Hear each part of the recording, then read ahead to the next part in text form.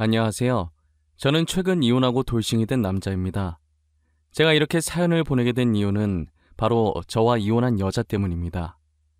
그 사람을 아내라고 부르고 싶지 않을 정도로 제 결혼과 이혼은 너무나도 수치스러워요. 지금 생각해보면 무엇 때문에 아내를 그리 사랑했는지 모르겠을 정도로 콩깍지라는 게 무섭네요.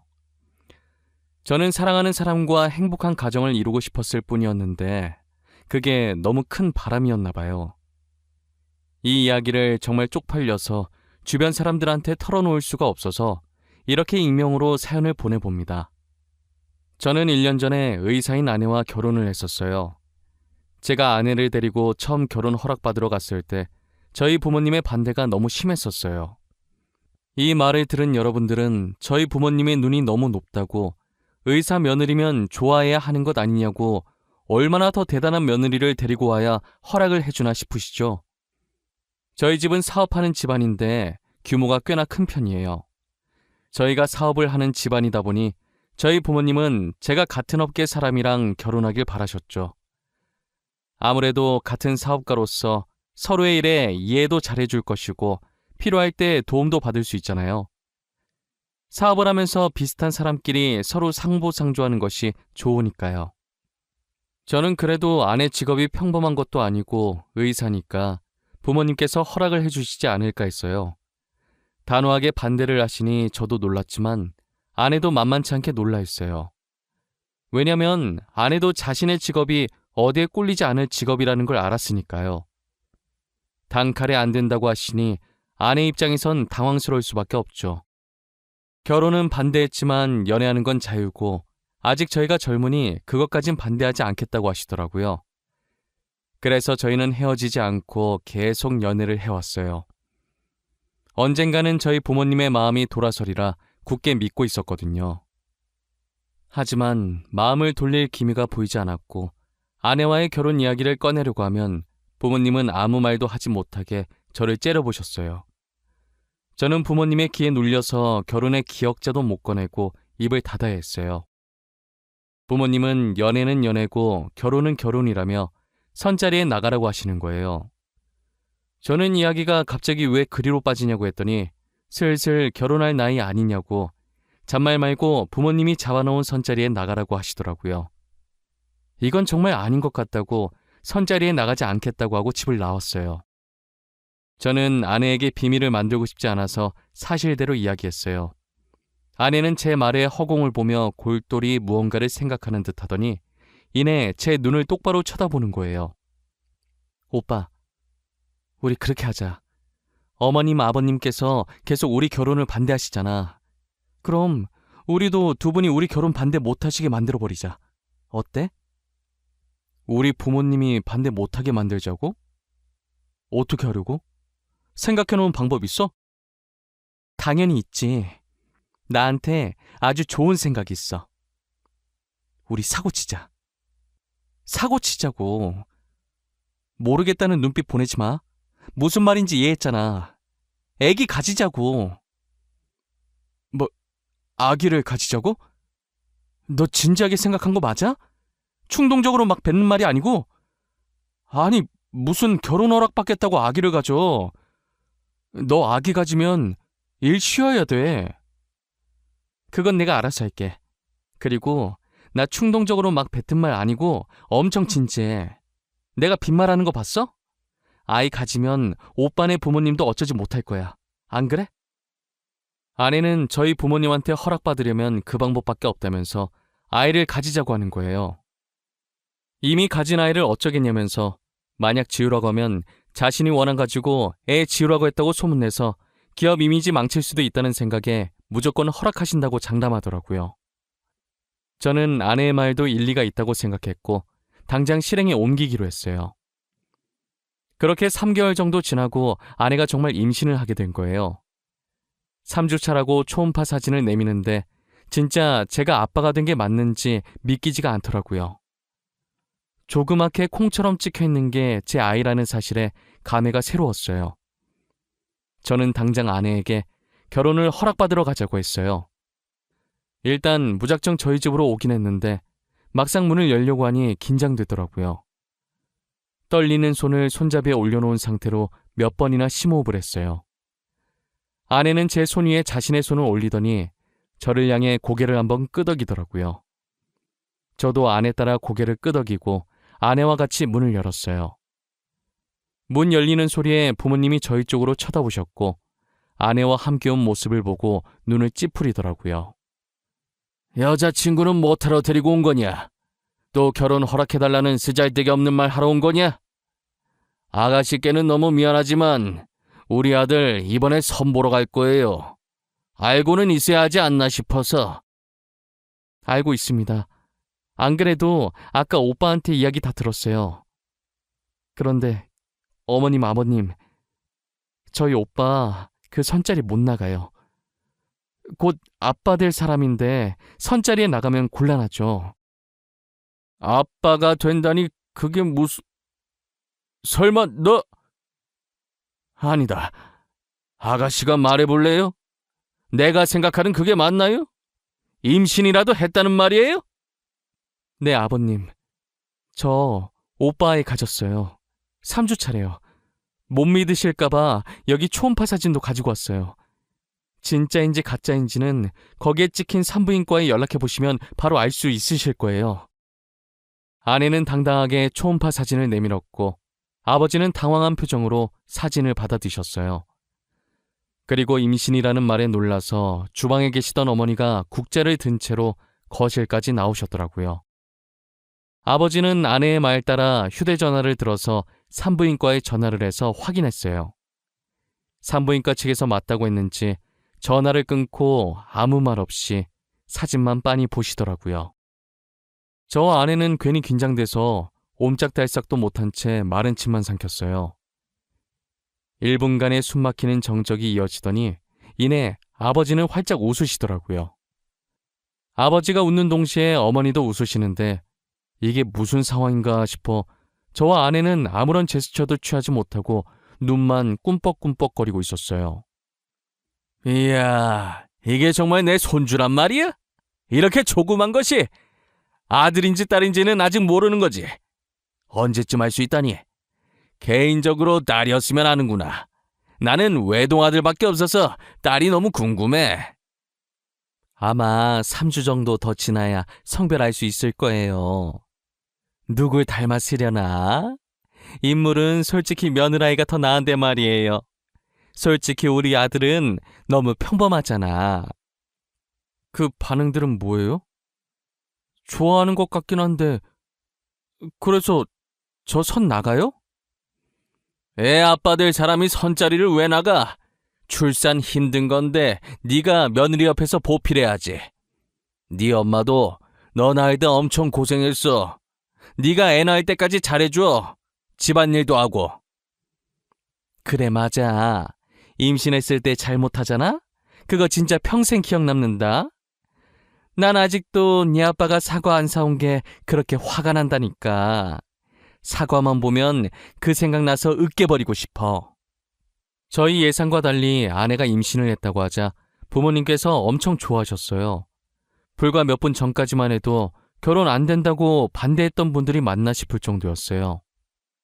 배가 불러오기 전에 결혼 서둘러야겠다면서 아내 부모님한테 인사드리고 빠른 시일 내에 상견례 날짜를 잡아오라고 했어요. 그러자 아내는 잠시 머뭇거리다가 부모님이 안 계시고 할머니 밑에서 자랐는데 할머니도 자신이 성인이 되자마자 돌아가셨다고 하더라고요. 갑자기 분위기가 숙연해졌고 아내는 이런 반응 바라고 말한 거 아니고 괜찮다고 하면서 분위기를 바꿔보려고 했어요. 저희 부모님은 제게 더 잘하라고 그런 상황 속에서 의사된 것이 너무 대견하다고 했죠. 저도 처음 들은 아내의 가정사라 놀랐고 결혼해서 행복한 가족을 만들어줘야겠다고 생각했어요. 아내는 미리 말하지 못해서 미안하다며 닭똥 같은 눈물을 흘리더라고요. 오빠 미안해. 오빠한테는 그래도 미리 말했어야 하는데 놀랐지. 오늘은 꼭 말해야지. 내일은 꼭 말해야지 하면서 참을 말 못했었는데 이제서야 말하네. 너가 뭐가 미안해. 내가 미안하지. 너가 그런 아픔이 있는 줄도 모르고 마냥 해맑고 순수한 아이라고 생각했는데 우리 결혼하면 정말 행복하게 살자. 고마워. 끝까지 나 포기하지 않아줘서 너무 고마워. 내가 정말 잘할게. 우리 힘들게 결혼하는 만큼 꼭 행복하게 살자. 그렇게 저희는 상견례를 생략하고 속전속결로 결혼을 진행했어요. 저희 부모님은 손주 안겨줘서 고맙다며 최고 대우를 해줬어요. 서울의 40평짜리 아파트에다 혼수도 다 넣어주시고 연예인들이 많이 이용한 예식장에 드레스까지 저희 부모님께서 모든 것을 최고로 준비해 주셨어요. 저와 아내는 아이 덕분에 일원도 들지 않고 맨몸으로 결혼을 한 것이에요.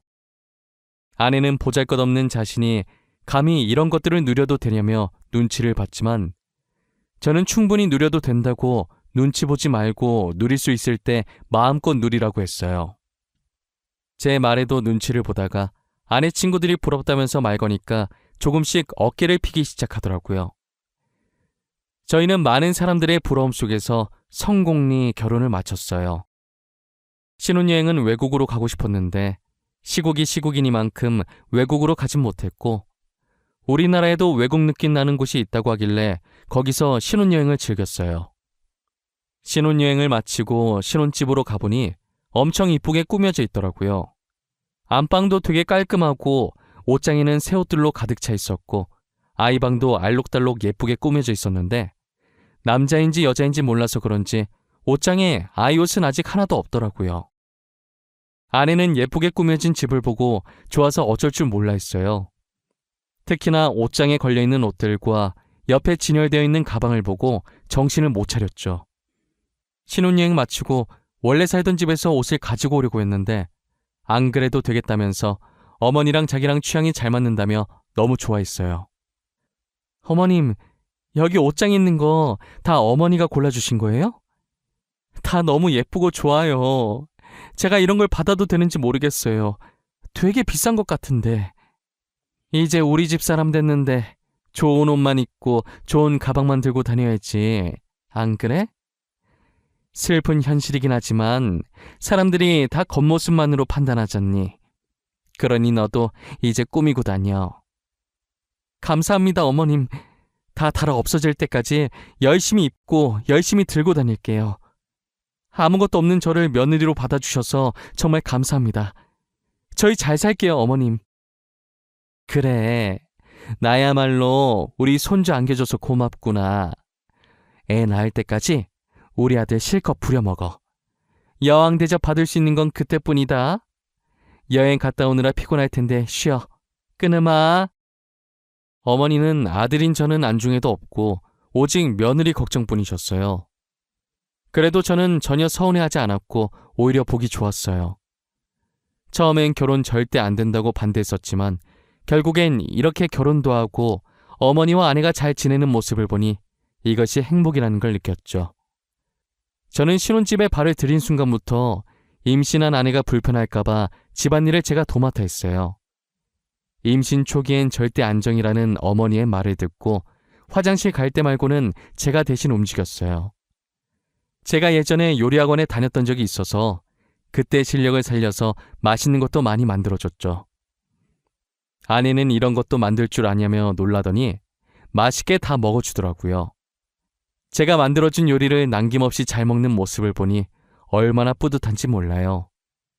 요리사들이 이 맛에 요리를 하는구나 싶더라니까요. 주변에서 아내가 임신하면 입덧이 심해서 밥을 못 먹는다고 해서 걱정을 많이 했는데 저희 아내는 다행히 입덧을 하지 않았고 가리는 것 없이 잘 먹었어요. 저희는 아이가 뱃속에서부터 효자라면서 태어나면 얼마나 효자일까 유난을 떨었어요. 하지만 효자인 줄만 알았던 아이가 아내를 불편하게 하는 게 한 가지 있더라고요. 임신을 한 뒤로 어디로 눕든 자세가 불편해서 불면증에 시달리고 있다는 거예요. 그래서 저희는 어쩔 수 없이 결혼한 지 2달 반 만에 각방을 써야 했어요. 마음껏 자세를 바꾸고 움직일 수 있게 넓은 침대를 하나 사서 남는 방에 넣어줬고 자세 편하게 취할 수 있는 기다란 베개 같은 게 있다고 해서 그것도 사서 같이 넣어줬어요. 아내는 그 베개가 효과 만점인 것 같다고 간만에 편하게 잤다고 좋아하더라고요. 그렇게 아이를 낳을 때까지만 각방 생활을 하기로 했어요. 이제 아내가 임신한 지 4개월이 접어들었는데 생각보다 아내 배가 안 튀어나오더라고요. 제가 임신을 해본 적이 없으니까 어느 정도 돼야 배가 튀어나오는지 정확히 몰랐어요.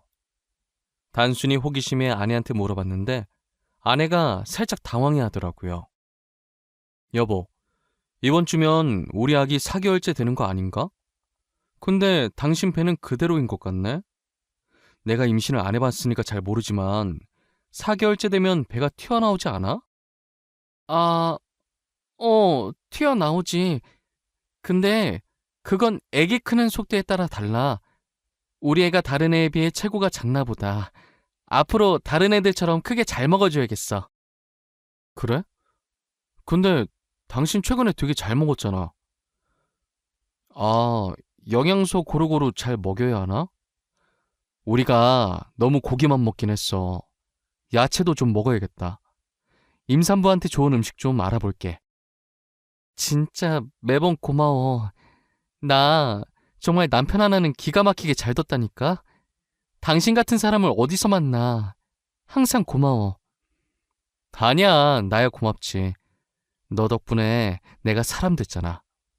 우리 앞으로도 지금처럼 행복하게 살자. 저는 아내가 당황해하긴 했지만 아무래도 아내가 의사이기 때문에 의심 없이 아내의 말을 믿었어요. 그 뒤로 임산부에게 좋다는 음식만 골라서 아내에게 해다 바쳤고 아내는 아기를 위해 열심히 먹었어요. 다행히 아이에게 아무 문제가 없는지 아내의 배가 조금씩 불러오기 시작하더라고요. 아내는 자신의 병원에 산부인과도 있어서 근무하면서 홀로 검진을 다녔고 저는 이쯤 되니 아이의 성별이 궁금해지더라고요. 하지만 낳았을 때 아는 게 더 감회가 새로울 것 같아서 성별을 물어보지 않았어요. 아내는 몸이 무거워질수록 점점 화가 많아졌고 저는 아내가 화내면 아이에게 좋지 않으니 친구들 만나서 스트레스라도 풀라고 카드를 쥐어줬어요. 앞으로 계속 제 카드를 들고 있다가 필요한 것들 사고 먹고 싶은 것도 사 먹으라고 했죠. 아내는 카드를 보고 두 눈을 반짝이더니 진짜 다 사도 되냐고 갑자기 애교를 부리더라고요. 저는 그 애교에 넘어가서 사고 싶은 거 다 사라는 말을 내질러 버렸어요. 아내는 정말 사고 싶은 것들 다 사기 시작했고 집에 비슷한 가방이 여러 개나 있는데도 자신의 성에 차지 않는지 계속 사들였어요. 저는 그만 사라고 하려다가 한 입으로 두 말하는 쪼잔한 남자 될 것 같고 임신할 때 잘해야 된다고 안 그러면 두고두고 기억에 남는다는 어머니의 말이 생각나서 그냥 두고 볼 수밖에 없었어요. 그러다 아내가 대뜸 친구와 태교 여행에 가고 싶다고 하더라고요. 자기 친구들도 아이 가졌을 때 태교 여행 갔다고 하면서요. 자기야, 나 친구들이랑 태교 여행 갔다 오면 안 돼? 내 친구들도 아이 가졌을 때 친구들끼리 태교 여행 갔다고 하더라고. 그래? 근데 나랑 가면 되잖아. 꼭 친구들이랑 가야 돼? 자기, 나 서운하려고 그래? 아니, 나 결혼하고 나서 친구들이랑 여행 한 번도 못 가봤단 말이야. 이때까지 자기랑 많이 놀았잖아. 이번엔 자기가 양보해주면 안 돼? 알겠어. 아쉽지만 내가 양보해야겠네. 친구들이랑 재밌게 놀다 와. 어디로 얼마나 놀고 올 건데? 오래 있다 올 거야? 이렇게 무거운 몸으로 어떻게 오래 있다 와. 그냥 짧게 2박 3일 갔다 올 거야. 요즘 경주가 그렇게 핫하대. 그래서 경주 갔다 오게. 그래, 조심히 갔다 와. 언제나 몸 조심하고, 알겠지? 카드는 전에 내가 준 거 있지? 그거 가지고 가서 재밌게 놀다 와. 그렇게 아내는 친구들과 경주로 2박 3일 여행을 떠났고 저는 간만에 휴식을 취했어요. 친구들한테 아내 여행 갔다고 이야기하니 혼자 있을 때 술 한잔 하자고 부르더라고요. 저도 곰곰이 생각해보니 아내 챙기느라 친구를 한 번도 못 만났던 것 같아요. 간만에 친구들 만나 에너지 충전 좀 하자 싶어 편한 옷을 찾고 있었어요. 근데 제가 입으려고 했던 후드티가 안방 옷장에 안 보이는 거예요. 며칠 전에 아내가 제 후드티를 입었던 게 생각나서 혹시나 거기에 있나 보려고 아내 방에 들어가서 옷장을 확인했어요. 옷장을 하나씩 확인하는데 걸려있는 옷 사이에 이상한 게 하나 있더라고요. 손으로 잡으니 묵직한 게 한 손으로 빼내기가 쉽지 않더라고요. 끙끙거리면서 빼보니 이상한 물건의 정체는 TV 속에서 많이 보던 임산부 체험복이었어요. 저는 도대체 이게 왜 아내 방에 있지 하면서 별 생각 없이 옆에 세워두고 후드티를 마저 찾다가 갑자기 쎄한 느낌이 들었는데 설마 하고 넘겼어요. 그 당시엔 제가 드라마를 너무 많이 봐서 쓸데없는 생각하고 있는 거라고 믿었어요. 저는 그게 왜 있는지 너무 궁금해서 아내가 돌아오는 날엔 평일이라 제가 퇴근하고 저보다 먼저 집에 와서 짐을 풀고 있는 아내에게 물어봤어요. 아내는 아무렇지 않게 자기 환자가 주문한 거라고 하더라고요. 내가 당신 여행 가 있는 동안에 후드티 찾는다고 잠시 당신 옷장 봤었거든. 근데 TV에서나 보던 임산부 체험복 있더라고. 그거 뭐야? 왜 당신 방에 그게 있어? 아, 그거? 안 그래도 그거 내일 병원에 가지고 가야 돼. 환자가 주문한 거거든. 아내 임신 준비하는데 그 전에 자기가 아내 고통 먼저 느껴보고 싶다나? 그래서 내가 주문해줬어. 그런 거였어? 특이한 환자분이네. 하긴 먼저 고통 느껴보는 것도 좋긴 하겠다. 얼마나 힘든지 알아야 아내한테 더 잘할 거 아니야. 좋은 남편이시네. 하참, 당신한테도 저거 주문해서 입혀볼 걸 그랬나? 그럼 내가 지금 얼마나 힘든지 알 텐데. 난 괜찮아. 나는 입어보지 않아도 충분히 알았어. 그때 들어보니까 되게 무겁더라고. 나는 정말 괜찮은 것 같아. 당신 아직 저녁 안 먹었지? 내가 저녁 차려줄게. 아내는 호기심 가득한 표정으로 제게 임산부 체험복을 따로 주문해서 입어보길 권했고 저는 정말 입으라고 할까봐 말을 돌려버렸어요. 아내는 밥 먹으면서도 괜히 임산부 체험복 얘기를 하면서 난처해하는 제 표정을 보고 즐기더라고요. 저는 모양 빠지게 안 입겠다고 한 게 뒤늦게 민망해서 멋쩍은 듯 머리를 긁었어요. 그러다 한날은 제가 지방 출장이 잡혀 있었는데 갑자기 취소가 된 거예요. 당시 제가 피로감도 많이 쌓이고 몸이 좋지 않은 느낌이라 가기 싫었는데 잘 됐다 싶었어요. 저는 컨디션도 안 좋고 빨리 쉬고 싶은 마음에 아내에게 연락도 안 하고 곧장 집으로 갔어요. 운전도 못할 것 같아서 차를 회사에 두고 대중교통 이용해서 집에 갔죠.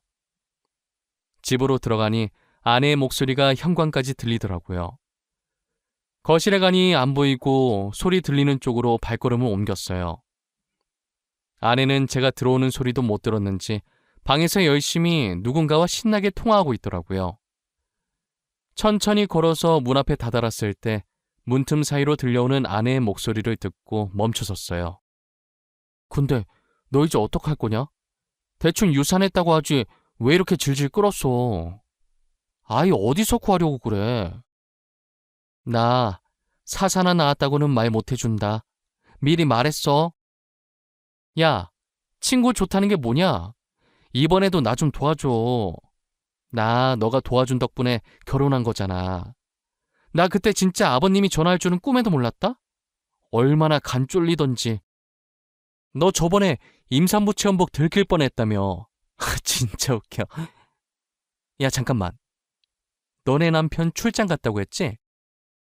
남편 출장 가 있는 동안에 유산했다고 하면 안 돼? 애 심장 안 뛰어서 수술했다고 하면 되잖아. 너 진짜 머리 좋다. 어떻게 그런 생각을 해내지? 애 심장 안 뛰는데 자기네들이 어쩔 거야. 그치? 나는 그냥 이 집 며느리로 있기만 하면 돼. 아버님 재산이 진짜 어마어마하더라고. 결혼식만 봐도 으리으리하더라. 우리 중에 너가 제일 초호화 결혼식 했을 거다. 너 SNS 보니까 집도 좋더만. 너무 부럽다. 멍청한 부잣집 도련님 물었다더니 진짜였네. 너도 나처럼 팔자 펴고 싶으면 분발해. 나도 너가 도와달라는 거 다 도와줄 테니까. 내가 의리하라는 끝내주잖아. 여보, 언제 왔어? 아니, 출장 간 거 아니었어? 아내는 홀쭉한 배로 침대에 누워서 통화하다가 일어나면서 문 앞에 서 있는 저를 발견하고 놀라더라고요. 마치 귀신이라도 본 사람처럼 들고 있던 휴대폰까지 던지면서 소리 질렀어요. 아내의 소리에 대충 짐작을 한 건지 상대방은 전화를 끊더라고요. 저는 배신감에 분노가 차올라서 온몸이 부들부들 떨리기 시작했어요. 아내는 부잣집 남자만 골라 사귀던 꽃뱀이었고 자신이 만났던 사람 중에 제일 부자였던 저와 결혼을 해서 팔자를 바꿔보려고 했던 것이었어요. 그래서 산부인과 의사인 동기와 짜고 쳐서 임신했다고 거짓말을 쳤고 저희 부모님과 저를 속여 결혼까지 한 것이에요. 저번에 제가 발견했던 임산부 체험복도 아내가 거짓 임신 연기하기 위해 샀던 것이었어요. 돌이켜보니 배 안 튀어났다고 했을 때 많이 당황했었는데 그때 의심을 해볼 걸 그랬어요. 아내 말처럼 제가 멍청해서 이런 연기에 속아 넘어갔던 것 같아요.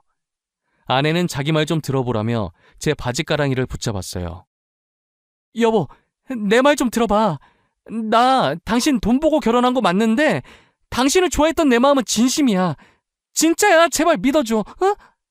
내가 잘못했어. 제발 한 번만 봐주면 안 돼? 당장 내 집에서 나가. 나 네 얼굴 1초라도 보기 싫으니까 당장 나가라고. 사과 따윈 필요 없어. 나 네 사과 받을 마음 하나도 없거든? 그냥 내 눈 앞에서 꺼져! 여보, 내가 미안해. 제발 한 번만 봐줘. 거짓말한 건 미안해. 나 당신 너무 좋아해서 그랬어. 돈도 돈이지만 당신이 너무 착해서 좋았어.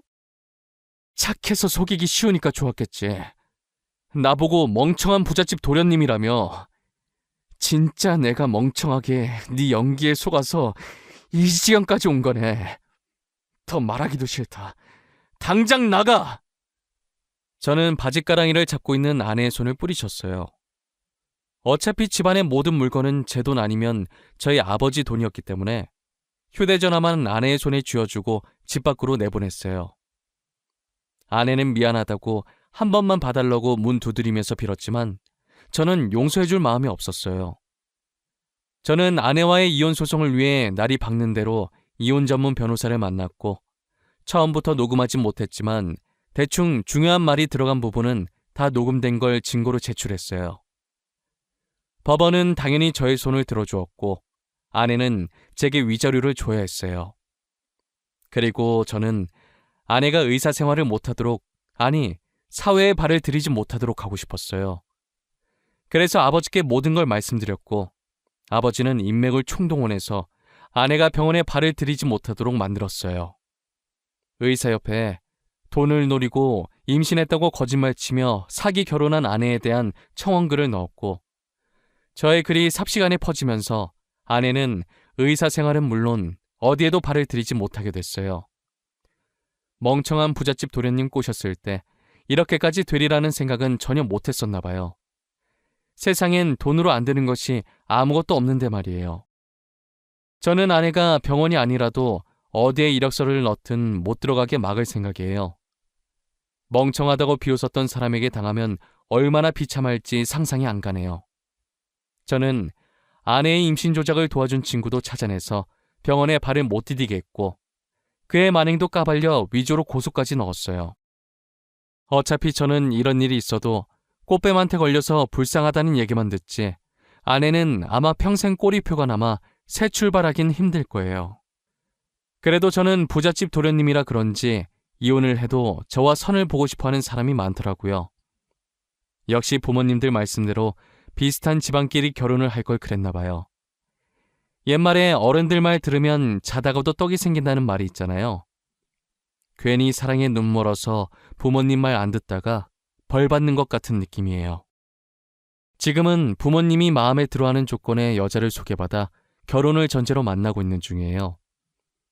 다시 결혼하고 싶은 마음은 없었는데 저희 부모님이 간절히 원하시더라고요.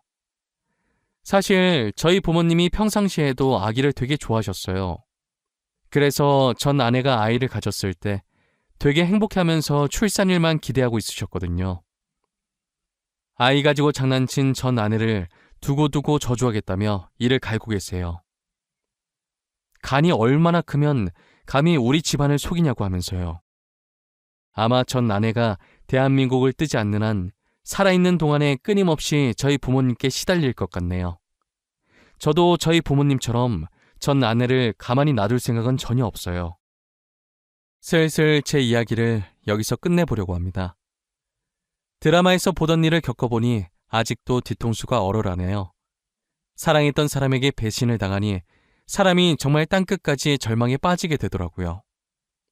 지금은 잘 이겨내고 다른 사람을 만나고 있지만 당시엔 정말 죽을까도 생각 많이 했어요. 그래도 이렇게 좋은 사람을 만나 많이 치유되어 다행이죠. 여러분들도 저처럼 멍청하게 당하지 말고 뭐든 확실히 알아보시길 바랄게요. 꼬리가 길면 잡힌다고 거짓말하면 언젠간 잡히게 되어 있답니다. 지금까지 제 이야기 들어주신 모든 분들께 감사합니다.